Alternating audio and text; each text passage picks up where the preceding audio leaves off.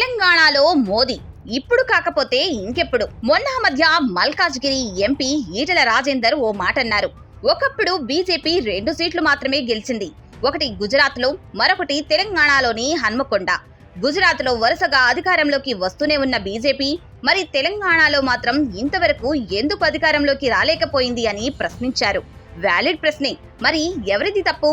ఎందుకని ఇప్పటికీ అధికారంలోకి రాలేకపోయింది? ముమ్మాటికి బీజేపీనే బ్లేమ్ చేయాల్సి ఉంటుంది. నాయకత్వాలేమి స్పష్టంగా కనిపిస్తుంది. బండి సంజయ్ బీజేపీ రాష్ట్ర అధ్యక్షుడిగా ఉన్నప్పుడు పార్టీ ఓ రేంజ్ కి వెళ్ళింది. అధికారంలోకి వచ్చేంత క్రేజ్ వచ్చిందా అంటే ఏమో చెప్పలేం. అధికారంలోకి వచ్చి ఉండకపోవచ్చు కానీ అప్పటి ప్రభుత్వాన్ని ఢీ కొట్టేంత నెంబర్ అయితే వచ్చేది. తెలంగాణలో బీజేపీ ఏవో ప్రత్యామ్నాయం అనేంత పరిస్థితి ఉండేది. కానీ ఉన్నట్టుండి బీజేపీ గ్రాఫ్ ను ఆ పార్టీని తగ్గించుకుంది. బండి సంజయ్ ని పార్టీ అధ్యక్ష పదవి నుంచి పక్కన పెట్టి కిషన్ రెడ్డికి ఇచ్చింది. అప్పట్లో ఇదేం పని అనే అనుకున్నారంతా. కానీ అది బీజేపీ స్ట్రాటజీలో ఓ భాగం.